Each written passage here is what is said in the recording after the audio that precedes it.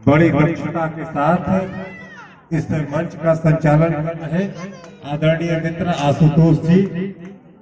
इस कार्यक्रम में मुख्य अतिथि के रूप में हम सभी के बीच उपस्थित परम आदरणीय श्रद्धेय रणविजय सिंह जी, आप सभी के इस क्षेत्र के प्रतिनिधि और युवा तरुणाई के मापदंड के एकमात्र मात्रक हमारे आदरणीय मित्रवत अनुज राकेश विशेश्वर ओझा जी, हम सभी के उपस्थित राष्ट्रीय कार्य समिति के आदरणीय सदस्य माननीय छोटू सिंह जी, इस मंच में उपस्थित हमारे मित्र आदरणीय दीपक जी, प्रतिनिधि आदरणीय पप्पू जी, आदरणीय विवेक जी, इस पूरे संस्थान के आदरणीय अध्यक्ष जी एवं समस्त मित्र, और आप सभी को हम प्रणाम करते हैं।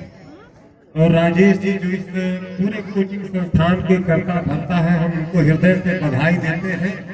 इस पुनीत अवसर पर आपने हमें आमंत्रित किया है, इसके लिए हम आपको साधुवाद देते हैं। ये बहुत ही महत्वपूर्ण है और मैं कुछ अलग नहीं कहूंगा, मैं अपने ही पूर्व के दो वक्ताओं के बात को आगे भी रेखांकित करते जाऊंगा।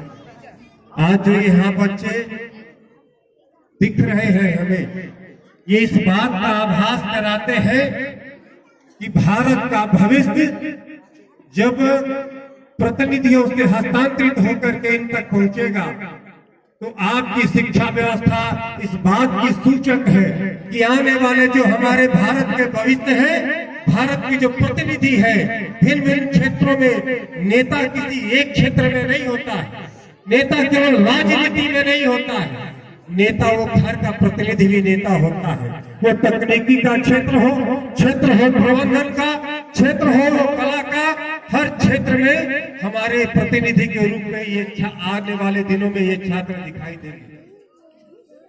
माँ भारती की संतानें यहाँ पर बैठी, भारी मात्रा में हमारी बहनें बैठी हैं।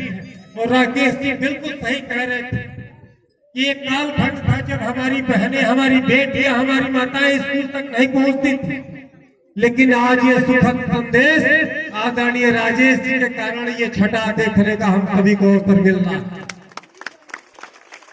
किसी बहन ने अपने कलम को उठा करके ये बात कही थी कि सिर्फ हमें मनोरंजन का सामान न समझा जाए। एक बहन का ये लिखा हुआ एक शेर है जो मैं आपके सामने रखता हूँ कि मुझे सिर्फ मनोरंजन का सामान न समझा जाए, मुझे अब इतना आसान न समझा जाए। अब तो लड़के भी हो जाते हैं घर से रुष्ट, सिर्फ लड़कियों को मेहमान न समझा।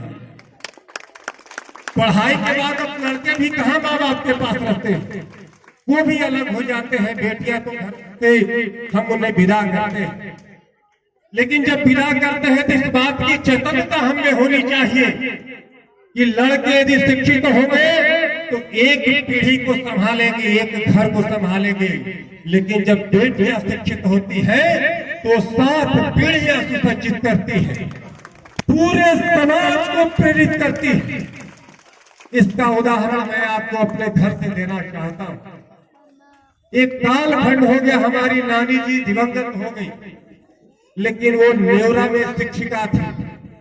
उसके बाद की पीढ़ी, मेरी माँ और मेरी मौसी जी भी सरकारी कर्मचारी बनी, वो दोनों भी वो भी शिक्षा के क्षेत्र से आई। जब महिलाएं बढ़ती हैं तो उन्होंने गांव के सभी लोगों को साक्षर करने का प्रण लिया और अपने खाली समय का जो सदुपयोग है वो सबसे श्रेष्ठ कर सकते। जो हमारे धर्म ग्रंथों में आप देखेंगे तो इन छोटे बच्चों की उम्र में ही राम महल का त्याग करके गुरुकुल गए थे, और वही शिक्षा बक्सर में प्रकटीकरण हुआ जब उन्होंने ताड़िका वध किया अपने गुरुदेव के साथ। कृष्ण अपने जीवन की सारी लीला 30 वर्ष की आयु से पहले ही कर चुके थे। सारे राक्षसों का उन्होंने वध कर दिया था, सिर्फ महाभारत का कालखंड नहीं गुजरा था। कंस का भी वध उन्होंने 30 साल की उम्र से पहले कर लिया था। लेकिन शिक्षा का महत्व इसलिए आपको हम दर्शाना चाहते हैं कि सारी लीला कृष्ण ने कर ली जिसके लिए वो धरा पर आए थे, लेकिन 30 साल की आयु में भी उन्हें गुरुकुल जाना पड़ा, वो पहले शिक्षा प्राप्त नहीं करते। 30 साल की आयु में उन्होंने शिक्षा को कितना महत्व दिया। हमारे धर्म ग्रंथ भी और हमारी सामाजिक चेतनाएं भी इस बात की गवाह है कि जब जब हम शिक्षित हुए हैं, हमने इस राष्ट्र का ध्वज बुलंद किया है। आने वाले कालखंडों में यही तरुणाई, यही नौजवान, यही नौनिहाल हमारे राष्ट्र की भविष्य के प्रतिनिधि बनेंगे।